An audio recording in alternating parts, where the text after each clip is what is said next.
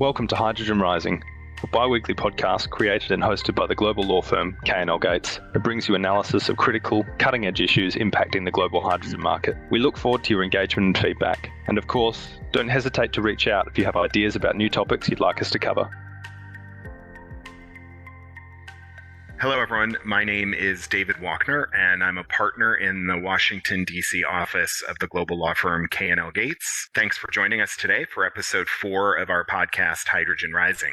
Today, I'm joined by my colleagues, Bill Holmes from our Portland office and Mike O'Neill from Boston, both members of our leading global energy infrastructure and resources practice area. Our topic today is long-duration energy storage and the hydrogen market. There are some, I think, very interesting dynamics at play as we consider the build-out of commercial-scale hydrogen, and obviously critical to that is long-duration storage. So let's dive right in with our experts today. Bill, I am going to start with you. I know a significant part of your practice here at our firm is focused on the intersection of renewable energy and battery storage, and that you served on the board of the Energy Storage Association. So you're intimately familiar with the storage industry. As we think about this, it's obvious that a foundational issue here for the hydrogen industry is the development of, the ability to store hydrogen safely, the development of storage, and to do that storage in a cost-effective way and over long periods of time. So I think it'd be helpful probably for our listeners to get some context on energy storage at the outset. So can you just lay a little bit of the groundwork for us? Thanks, David. Yeah, I think the context is important and helpful here. Of course, most of our listeners are familiar with the more common electric energy battery storage that's been developed over the last decade. Most of the electric storage technologies that have been deployed thus far are capable of discharging stored electricity for a relatively short period of time. So, for example, a battery may be capable of discharging for 2 to 8 hours, depending on the technology deployed. Longer duration systems can take advantage of peak shifting and price arbitrage, charging the system when prices are low, for example, maybe on a weekend, and then discharging during peak hours when prices are high. However, most existing storage systems cycle fairly often, probably on the order of about once per day, and that means that they store electricity only for a relatively short period of time. So an energy storage system coupled with a solar photovoltaic generator may charge when surplus solar energy is being generated during peak daylight hours, and then discharge later in the day to partially offset reductions in solar generation that happen in the late afternoon and the evening. But as we reach greater penetration of variable renewable energy resources like wind and solar, if we're really looking at making the world 100% renewable, so to speak, we need to find ways to store renewable energy for longer duration, since there may be inadequate demand for the amount produced when it is produced. Otherwise, that surplus generation must be curtailed so that the system remains in balance.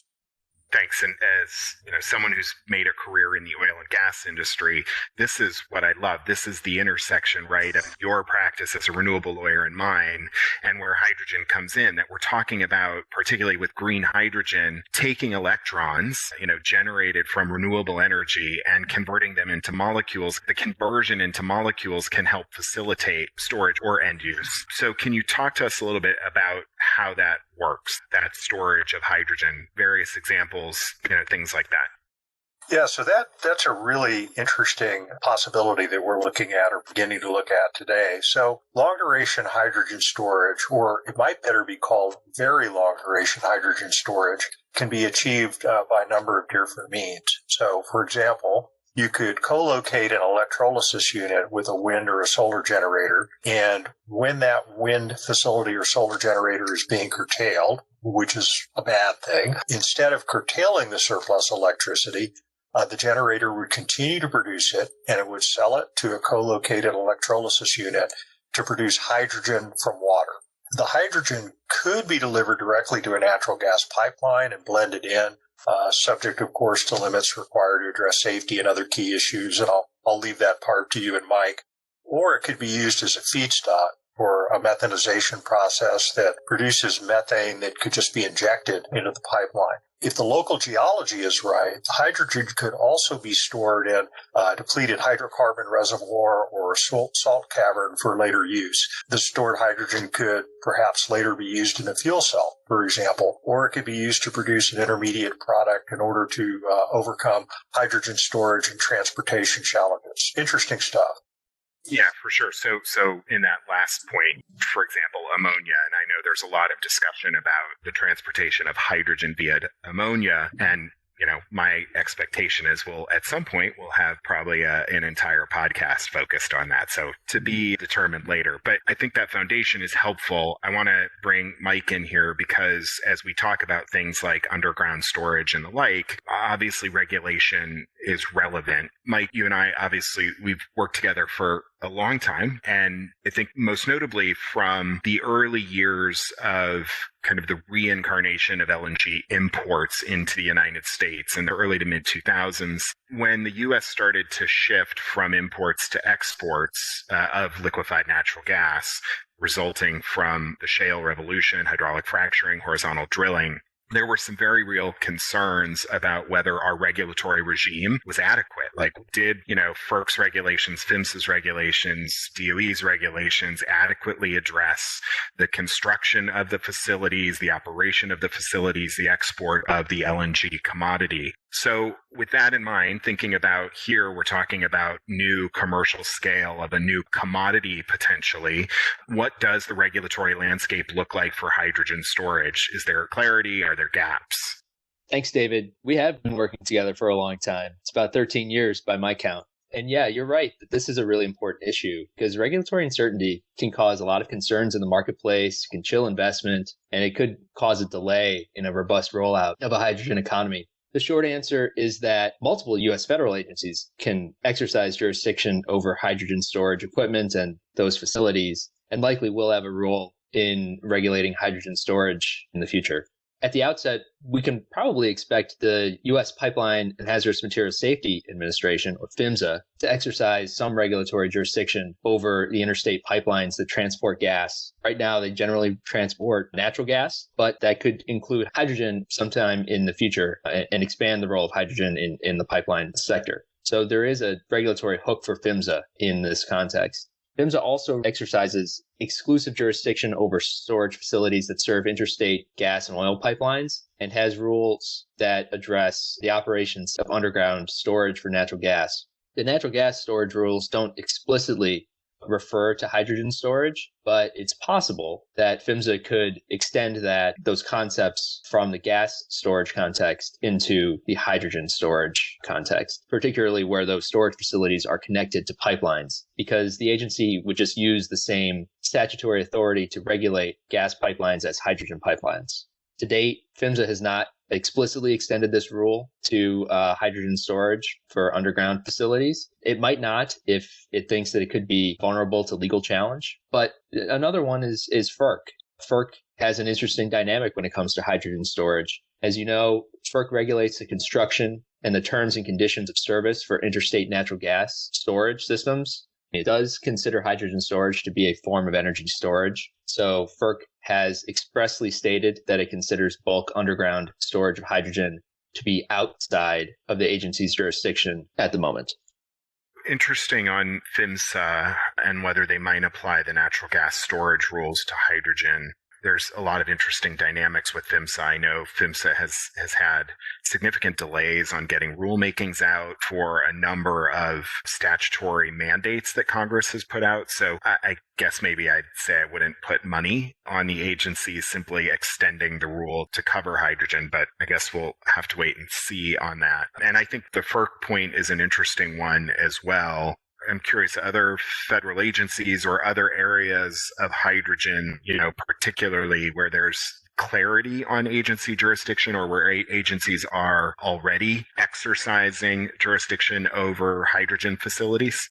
Yeah, there are a few other federal agencies that would have some reach here. PHMSA, as we talked about, OSHA, and the EPA all have regulations that could apply to hydrogen storage equipment and facilities when they're not part of pipeline transportation. A good example might be hydrogen stored in containers for transportation, like compressed hydrogens in cylinders or some of the spherical pressure vessels. PHMSA has a different set of rules that apply to those. Storage of hydrogen in stationary facilities, like a very large compressed or liquefied hydrogen storage tank, OSHA has rules that could apply to those hazardous materials, and that agency does have some hydrogen-specific rules. Finally, EPA applies its RMP, or Risk Management Program, rules to hydrogen storage facilities that have more than 10,000 pounds of hydrogen on site. So I guess I'd probably say that although there are some regulatory programs that address hydrogen in the US, these programs are going to need to evolve as the hydrogen market evolves. An example of this evolution would be systematizing the ways that project operators can transition existing assets, such as existing hydrocarbon storage facilities, in order to store hydrogen. That would streamline the expansion of the hydrogen sector, providing some clear regulatory guidance to support investment in hydrogen storage infrastructure will in turn support development of the hydrogen sector writ large. That's a great transition, I think, back to Bill. I said I wasn't going to leave you behind, Bill. Don't worry.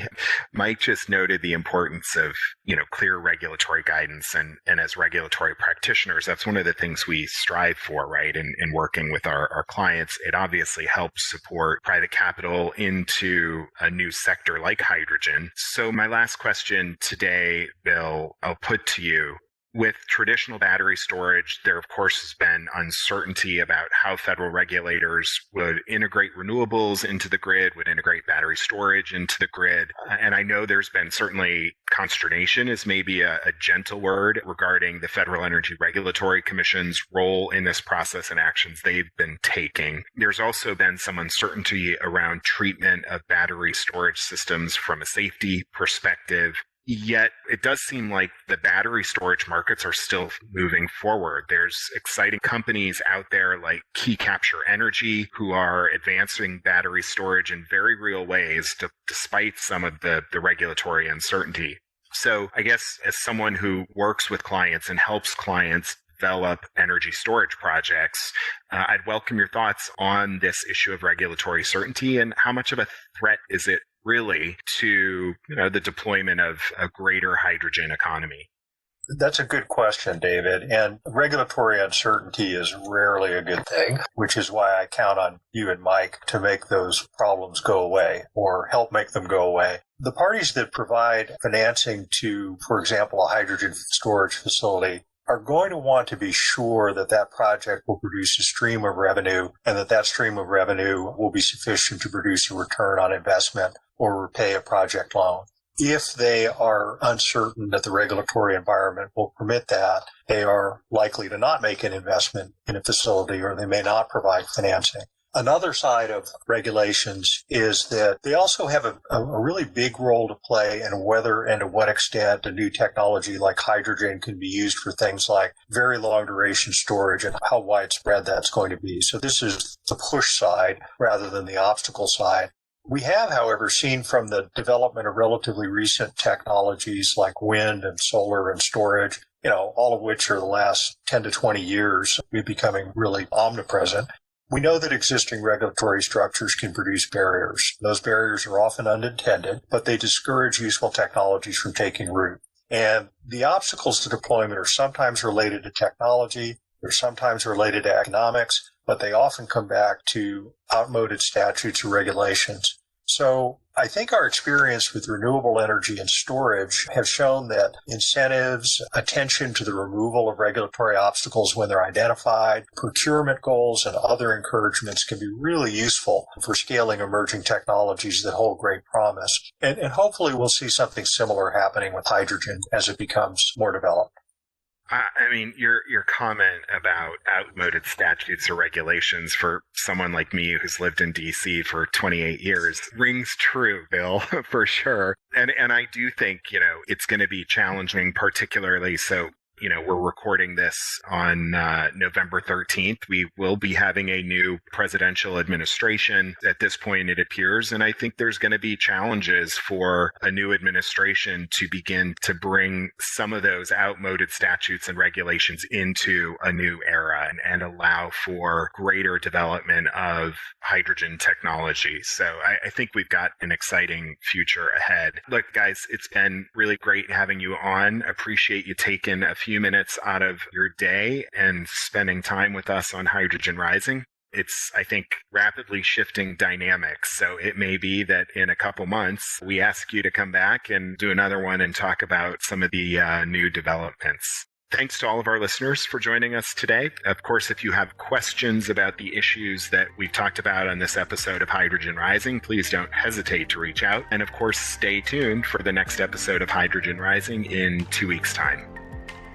Thank you for listening to this episode of Hydrogen Rising. Be sure to subscribe to receive timely notifications of future episodes and check out our market-leading publication, The Hydrogen Handbook, on our website at www.klgates.com.